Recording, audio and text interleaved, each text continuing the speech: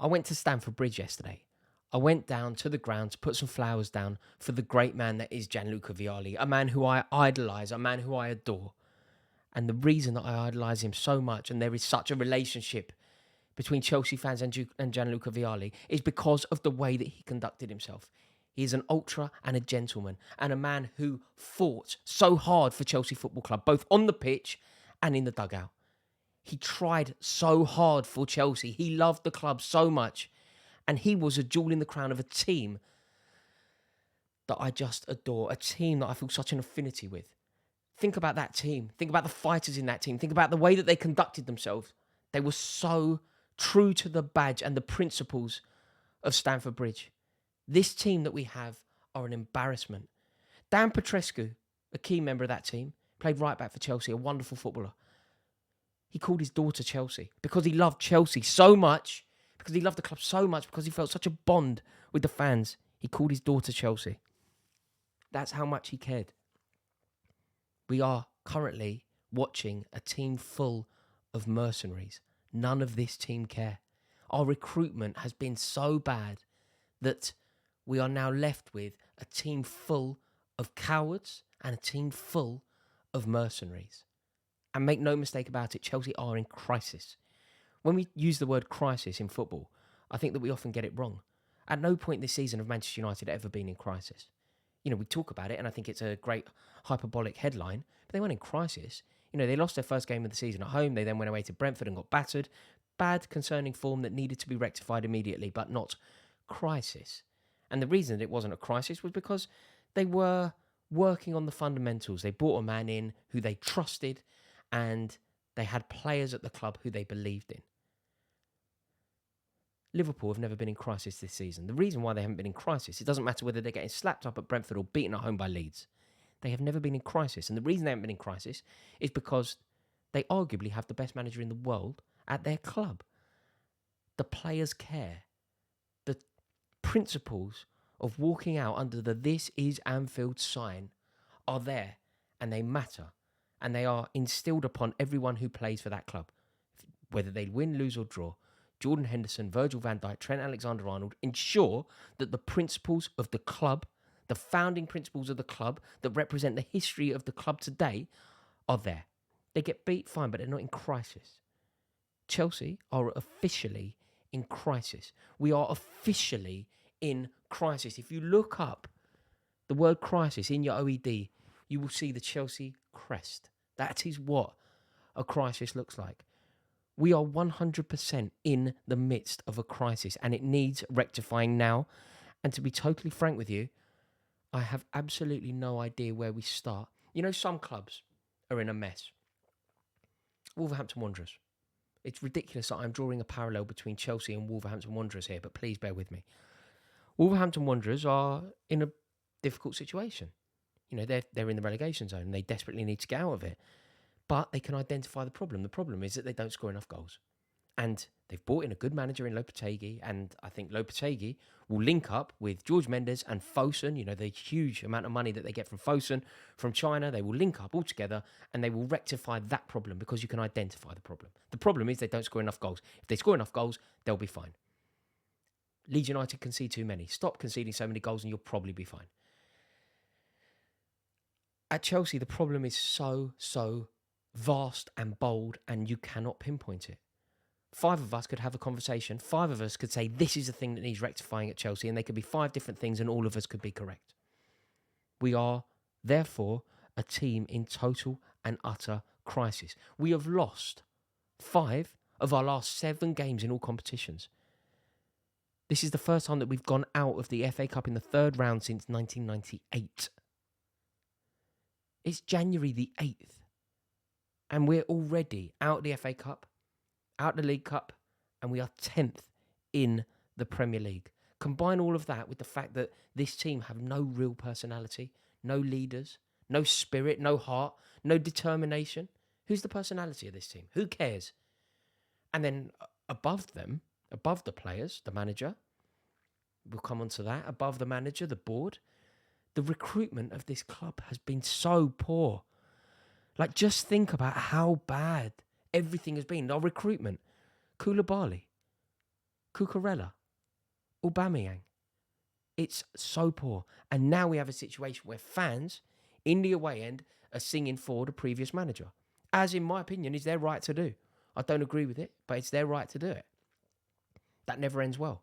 I remember being at Stamford Bridge when Rafael Benitez was manager, and we played QPR at home one midweek. Sean Wright-Phillips scored, and I was in the Matthew Harding lower, and it was a fight, a significant fight.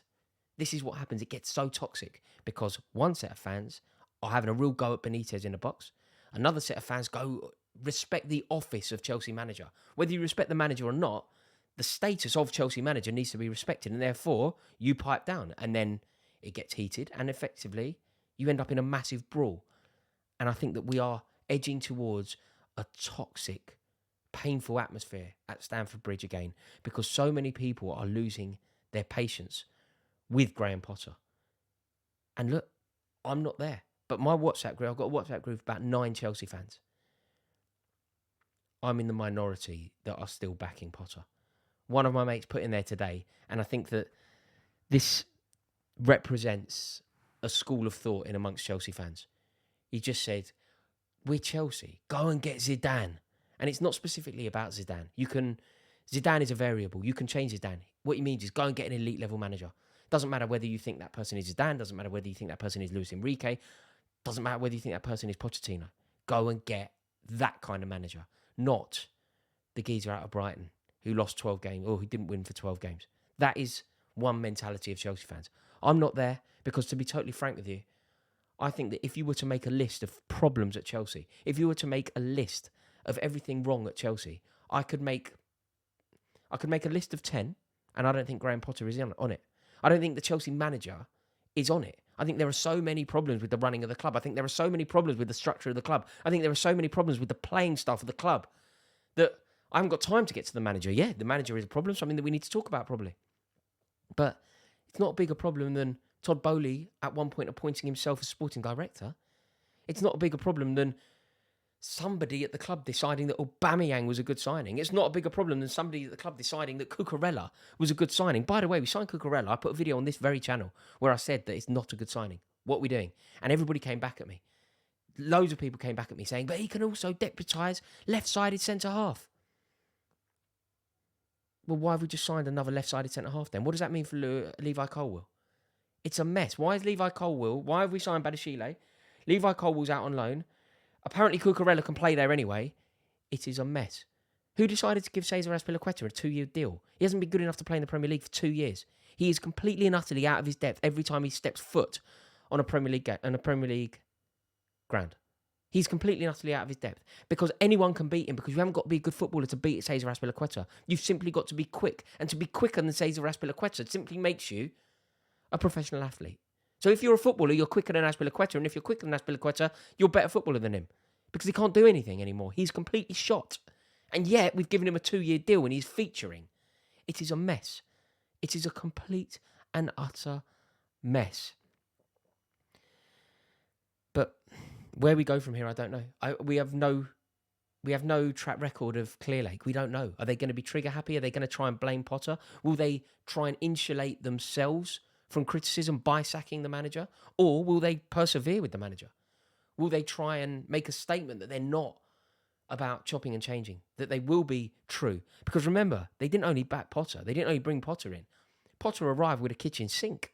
So if you sack Potter, it's a mess. It's a mess. And this is why I think that we are in crisis. But I don't think that sacking Graham Potter does anything to steer us away from the crisis. I think that the manager would change, but the situation would stay the same. And therefore, what is the point in sacking the manager? There are so many problems at this club. Like, do we genuinely believe that Clearlake know what they're doing? When you look at the recruitment, do we genuinely believe that they know what they are doing? And then, look at the players out there today. Where's the personality? Literally none. Where's the spirit? Where's the fight? Literally none. Kai Havertz, what on earth is he doing with that handball? Do you know why he handballed it? Because he's a coward. He's a coward because he went up with Laporte and he didn't feel confident enough or brave enough to go shoulder to shoulder, or heaven forbid, head to head with Laporte. So he cowardly stuck his fist up because he wasn't ready to put his neck on the line. He wasn't ready to be brave and bold and fight for the club. He bottled out, Laporte's a bit heavy. Poxy. Pathetic. But not surprising, because that is who Kai Havertz is. And every time he leads the line for Chelsea, it is an embarrassment. So we have so many problems here. And look, I don't want to act like I'm totally insulating Graham Potter from any criticism here, because I'm certainly not. Graham Potter is 100% culpable for today. The simple basics didn't happen. Playing players out of position is ridiculous. Mason Mount isn't a final third player. Play him deep. He's effective there. He's not effective up front. Conor Gallagher isn't a fullback. I swear, Graham Potter sees the fullback in every single person in the world. He tries everyone at fullback. It doesn't make any sense. And crucially here, at 3-0 down, the game was over. But Graham Potter needed to elicit a semblance of response from his players. Even if the game was over, even if we were out the cup, I want to see some spirit and fight. And there was none. Listen, I'm not suggesting getting booked or being filthy or being sent off is a positive. It's idiotic, but it's understandable in the circumstances. When you care, you lose your rag. When you care, you make mistakes. And you potentially overcommit because you care. But not one member of that team genuinely cared. I didn't get the vibe that anyone really cared. And when you look across this team, it is so poor. These players are simply not good enough. So whether that's a manager issue or not, I don't know. But honestly, I feel so deflated with this club now. We're moving in a ridiculous direction. And unless it is sorted very soon, I have no idea quite how low we could stoop this season. Always very interested to hear your thoughts on this. So please comment below. Let me know what you think to this. Let me know where you sit on this. Have I been too harsh on anyone? Have I been too generous to Potter? Really interested to hear your thoughts. As soon as this video goes live, I'm going to be in the comment section. So let me know what you have to say. Cheers for watching.